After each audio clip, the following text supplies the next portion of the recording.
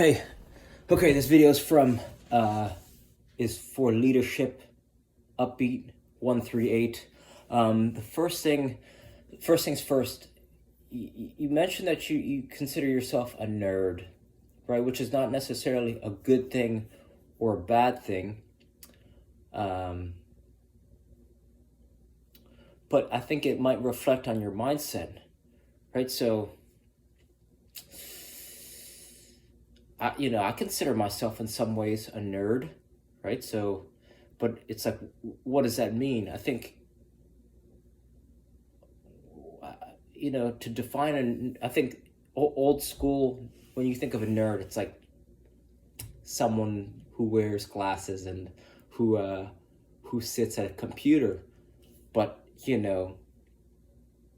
nerds play games and everyone loves games, right? I don't think there's anyone who doesn't like a good game, whether it's a board game, a physical game, or a game in on a playing field, anything like that. So I think you just have to be mindful of the words of the story that you use to identify who you are, because the more you kind of step away back from, putting yourself in a box, and you realize, well, it's deeper than that. You're not just a nerd, right? You love, there are things you love, and there are things you love to eat, and you like certain, you have different preferences that are deeper than just nerd. So I think that's just something you want to be aware of.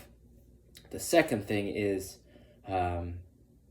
there's a few strategies that come to mind if you want to effortlessly strengthen your neck. If you're concerned that you want to, if you've seen serious head injuries, or you just want to hedge against, right, you want to prevent head injuries in the future, here are some things you might want to check out. The first is search Dmitry Klokov 2014 warm-up. It looks like this, right? This is some of the stuff, right? Dmitry Klokov is one of the strongest. I would consider, I guess he's a power lifter, right? He's a strength guy. So you go like this. He does some of these. You go out, and then he rolls up on his back like this. So it goes here, out, nice and easy. You can start with this.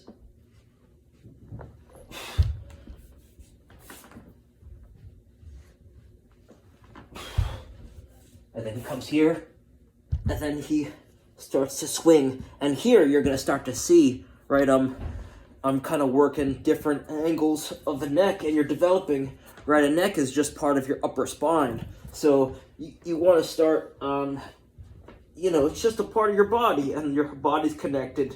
So just being mindful of your connections, right? When you start to work, if you're hanging on a pull-up bar, that's gonna, hanging with one hand, that's gonna work some neck strength and mobility and flexibility. So there's a lot of things that are interconnected, and doing some of these rolls right here, right, you're gonna feel a neck stretch. So just developing an awareness right from here to here, and maybe you can only get right here, right? Maybe this is the only thing that feels comfortable, or maybe this is the only thing that feels comfortable, right? But maybe you get here, and you roll out, and you're here, right? So check out his 2014 warm-up, just so you see that I'm not just making this stuff up as I go willy-nilly, right? So we're here. That's one strategy.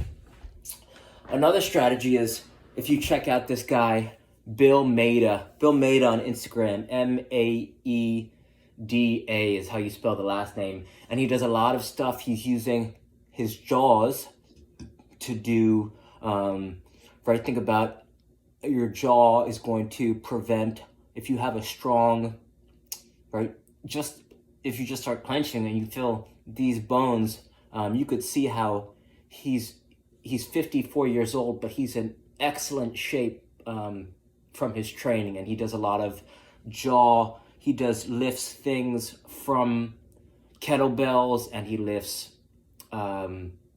does pull-ups while holding weight with his jaws. So I'm going to show you just two different simple variations.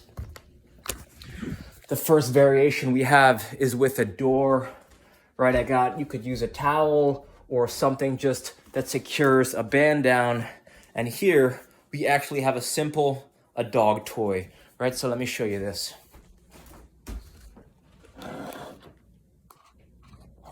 Right, so I have my extra light band on, right? We're not trying to hurt ourselves. We just want to start, right? Because if you're serious about it, then you want to spend a little bit of time each day developing the habit, right? It's not like, and it's helpful if it's like, you know, just enough to where you don't want to set your bar too high, because if your bar is too high, then it's intimidating to even start.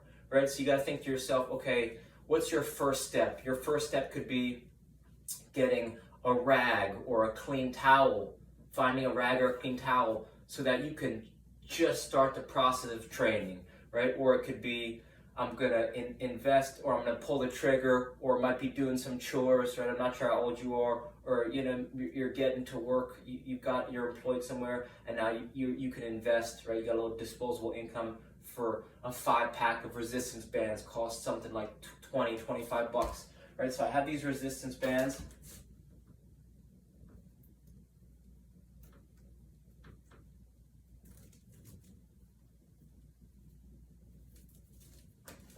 Okay, so I'm gonna just start to explore, right? Just start to explore different neck movements and neck angles. So I'm clenching this with my as far back as I can, my molars.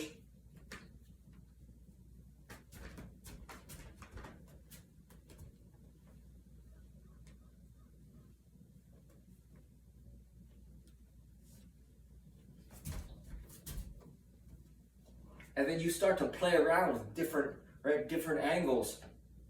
Just see, is there tension? Feel around, and you're strengthening. It's like a 360.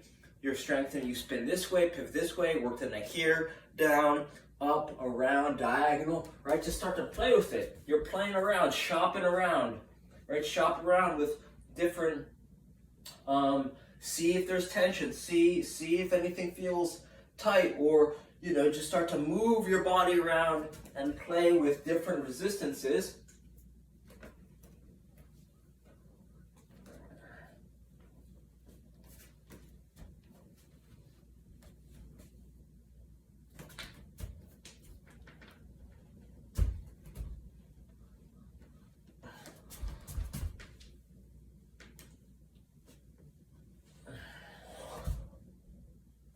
Right, so that's one strategy, using a resistance band.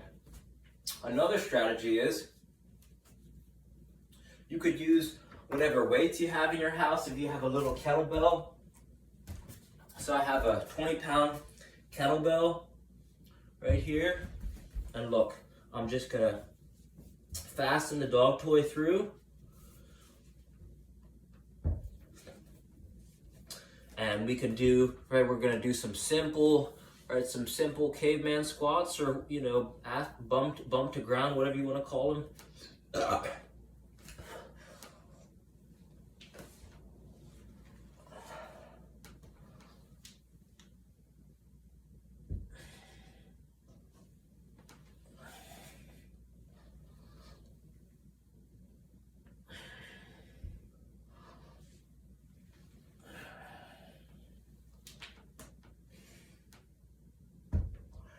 I could also, in the squatting position, right, this caveman position, start to just play around with movements right here. So I'm going to lift it up.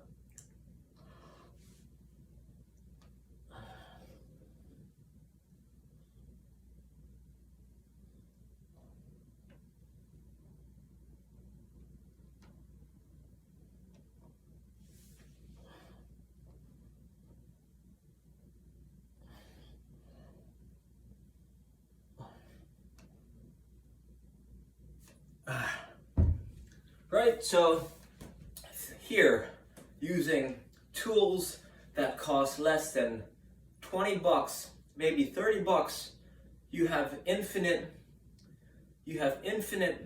possibilities, right? From the band, right? Cinches down to anything. You don't need a door stopper. You could hook it to a pull-up bar, hook it to anything sturdy, right? you can just kind of be creative, right? You could hook it to a gallon of milk, right? Like an empty gallon of milk that you fill, jug of milk that you fill with sand or fill with water, right? You can use anything. So you just have to be creative. And right, so a dog toy can't be more than $5 to $10, you know. And you know, with a bands are super versatile because they're lightweight, they're portable, yet you can create a lot of resistance and kind of play in multiple ranges of motions. You can't bring a kettlebell, fly around internationally, or you know, maybe bring it to school, but you can, you know, but you could with bands. Alternatively, you can't be doing, you know, there's some things that you could do with one that you can't do with other, but you got to take advantage of the positive trade-off. So it's whatever you have and with whatever your preference is, and you start to incorporate that into your warm-up. So it's like, okay, I'm gonna go, let's say every day your routine is juggle, you know, you spend a minute juggling, a minute dribbling, and a minute, you know, with the kick trainer, something like that. So before or after, one set of, you know, you start small, one set of 5. Then, you know, later, then after you do the dribbling and juggling, another set of 5. And then you start to do 2 sets of 5. And then before you know it, you're going to start to see some nice definition in the neck. And you're going to feel, you know, now when you're going up for headers, you're really going to be hitting that like a hammer and not being less afraid. And plus there's a psychological effect when you work your neck. It's going to help you develop your posture, help you look people in the eyes. That's what Andrew Huberman says, that you're going to walk taller. You're going to start to, you know, your posture is super important, how you hold yourself, you know, as opposed to someone who's slumped and who like doesn't, you know, can't look anyone in the eyes and is kind of, you know, shielding themselves from the world and from enemies instead of, you know, you got to be bold and you got to stand up for yourself and, you know, show people you're not just a pushover, especially on the soccer field. You know, people can see from a mile away how you hold yourself and almost begin to suddenly, you know, they're going to judge you, not in a negative way, but just take an account of, you know, who they're dealing with, and they see someone who's confident and aware and who's moving, you know, gracefully and is nice with the ball, right? They're going to take them more seriously as opposed to someone who's afraid to make a mistake and, you know, is kind of slouched over and like doesn't have good awareness, you know. So you can start to see how those two categories of people, and something as simple as power posing or something as simple as low neck work can help you develop your abilities and start to take yourself, you know, start to raise your standard of training and for play and just for life in general. So reach out with any questions, and I hope this helps. All right, thank you.